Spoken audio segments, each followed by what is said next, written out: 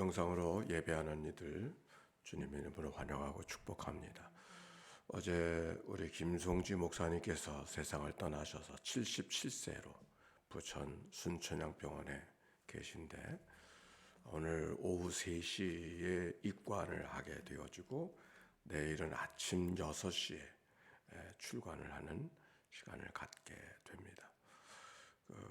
그저께 돌아가신 이금혁 권사님은 혼자 돌아가셔서 검사지를 받아서 부검을 해야 하는 상황이라 아직 입관을 못한 상태에 있습니다. 오늘 오전에 입관을 할 수 있을 거라고 생각하고 입관과 출관을 바로 같이 해야 할 터인데 부평 화장장에 2시에 들어가시게 되어져 있으니까 아마 12시쯤 보람상조에서 입관과 출관을 같이 하는 예배를 드리고 출관하시게 되지 않을까 이렇게 생각합니다. 그러니까 시간은 확정은 안 됐지만 그렇게 생각하고 우리가 일정을 잡아야 하겠습니다. 그래서 저는 부평 화장 갔다가 거기서 바로 부천으로 옮겨가도록 그렇게 해서 오늘 일정을 진행하도록 하겠습니다. 시간들이 허락되시는 대로 같이 기도해 주시고 또 동참을 해 주시길 바랍니다. 자, 오늘 성경의 말씀 루키서 4장의 말씀을 읽었죠. 나오미의 가정, 엘리멜렉의 가정에 기구한 삶으로 시작되어졌던 루키의 이야기가 오늘 해피엔딩으로 맞춰지는 그런 말씀이 오늘 성경의 말씀입니다. 1절 말씀 한번 읽어볼까요? 시작. 보아스가 성문으로 올라가서 거기 앉아 있더니 마침 보아스가 말하던 기업 물을 자가 지나가는지라 보아스가 그에게 이르되 아무개요 이리로 와서 앉으라 하니 그가 와서 앉으매. 오늘 이야기가 펼쳐지는 장소는 베들레헴이고 성문이라고 했습니다. 성문은 마을의 안전을 위해서 출입하는 사람이나 또 먼 곳에 있는 사람들 가운데 마을에 위험을 주는 사람이 누가 있는가, 그래서 파수꾼의 망두가 있는 곳이 성문이죠. 뿐만 아니라 성문은 그 마을 사람들이 억울한 일이 생기게 되어지면 마치 재판정 같은 그런 역할을 해서 공동체가 중요한 결정을 할 때라든지 또 여러 가지 하소연할 때가 있으면 하소연할 일이 있으면 그곳에 가서 마을의 어른들을 불러놓고 하소연을 하고 판결을 받는 분별하는 그런 자리가 바로 성문이었습니다. 지금 보아스가 성문에 갔습니다. 어떤 일이 벌어졌냐면 보아스와 룻이 서로 만나는 장면이 있는데 보아스가 그 책임을 이행하기에는 그보다 먼저 룻을 돌봐줘야 될 책임이 있는 친족이 있었습니다. 그래서 그 친족들이 그 일을 제대로 감당할 수 있는가를 마을의 장로들을 불러놓고 먼저 분별받는 그런 장면의 이야기가 오늘 성경에 있는 말씀의 배경입니다. 오늘 말씀을 읽어가기 전에 먼저 이 말씀을 이해하기 위해서는 이스라엘 백성들의 율법과 그들의 문화가 어떠한가를 이해해야 됩니다. 이브리 사람들은, 이 유대 사람들은 땅은 자기들의 소유라고 생각하지 아니하고 하나님의 것이라고 생각을 해서 기본적으로 매매가 금지되어져 있습니다. 만약 자기에게 어떤 일이 생겨서 토지를 팔아야 될 이유가 생겼다고 하면은 그 계약서에 이 소유주가 경제적 여력이 되어서 토지를 다시 되찾기를 원한다고 하면 다시 본인에게 물려줘야 되는, 다시 돌려줘야 되는 그런 권리가 있음을 명시하는 것이 그들의 제도였습니다.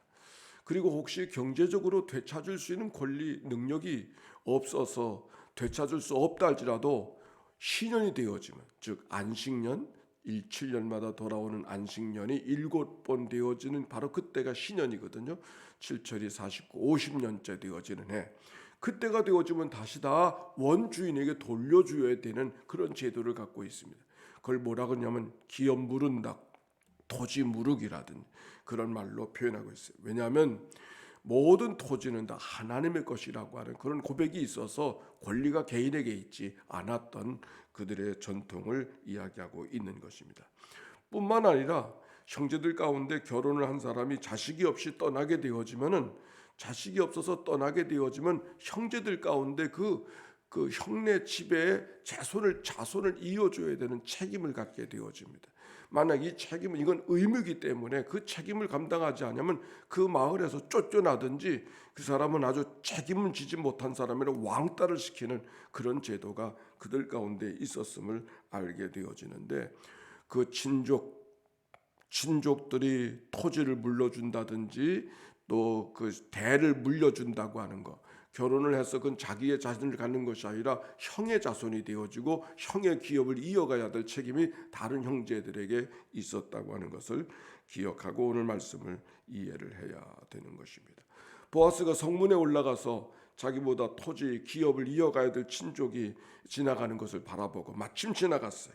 그래서 아무개요, 말은 사람은 소개하지 않고 아무개요, 이리 와서 앉으라, 와서 이야기를 하게 되는 겁니다. 그래서 2절에 보니까 보아스가 성읍 장로 10명을 청하여 이르되 당신들은 여기 앉으라 하니 그들이 앉음에 3절 보아스가 그 기업 물을 자에게 이르되 모압 지방에 돌아온 나오미가 우리 형제 엘리멜렉의 소유지를 팔려한다. 토지를 팔려고 하는데 당신에게 먼저 이 권리가 있다라고 이야기하는 것이죠. 만약 당신이 이 권리를 이행하지 않으면 바로 이것은 당연히 누군가가 이어줘야 되는데 그 다음은 내 책임이다 라고 하면서 당신에게 먼저 기회를 준다고 이야기하고 있는 것입니다. 아마도 엘리멜렉이 베들레헴 집안에 자기의 기업이 있었었는데 농사를 어렵게 되어져서 모압으로 떠나게 되지 않았습니까? 떠났을 때 엘리멜렉마저 세상을 떠나게 되어지니까 여러 가지 어려운 일들이 생기게 된 것이죠.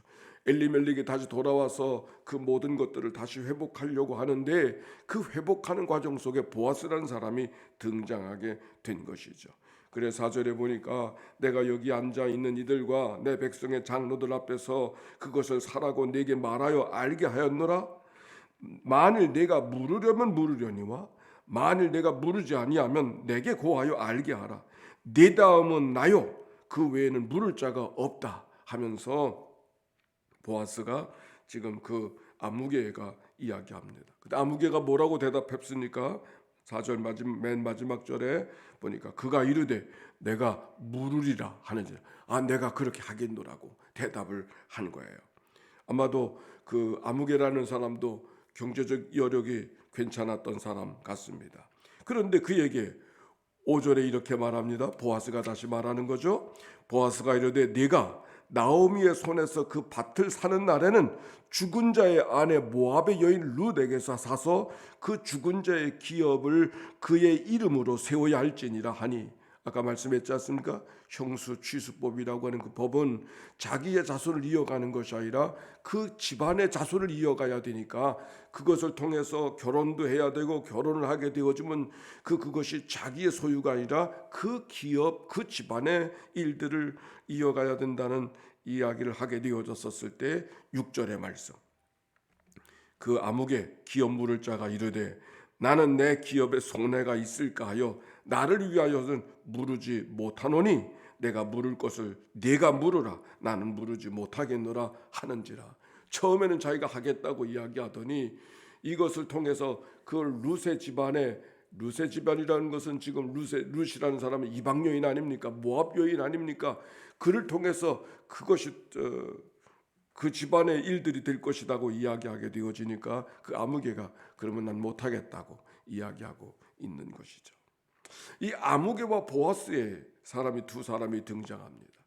왜 보아스는 그 일을 하겠다고 해서 그 일을 통해서 결혼도 하고 기업도 물려줘서 룻의 집안에 아비멜렉의 집안의 대가 이어갈 수 있도록 그 역할을 해주고 있는데 여기 아무개라는 사람은 그렇게 하지 못하겠다고 이야기하는 이 이야기 속에 우리가 가져야 될 일 무엇일까?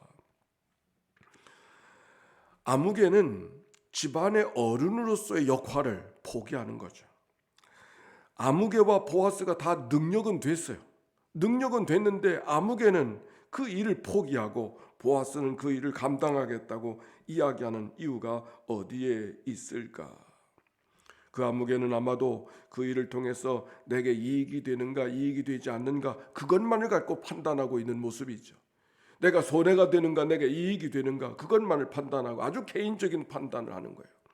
그런데 보아스의 판단은 어떤 판단인고 하니 그 사람에게 이 일이 필요한가 아닌가를 통해서 판단하는 거죠. 그 사람에게 이 일이 필요한가 아닌가, 아니 공적인 모습, 아니 다른 말을 보면 하나님께서 이 일을 어떻게 생각하시는가, 그것이 판단의 기준이 되어졌던 것을 오늘 성경을 통해 찾아볼 수 있습니다. 어제 말씀을 읽어갔을 때 보아스와 룻이 만나게 되었을 때 보아스가 룻을 향하여서 뭐라고 말하냐면 내 딸아 그래요. 내 딸아. 나이 차이가 많은 거예요.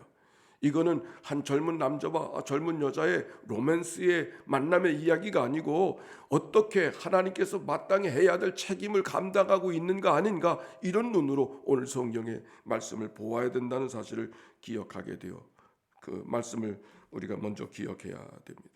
그래서 7절에 보니까 이런 말씀이 기록이 되어져 있죠.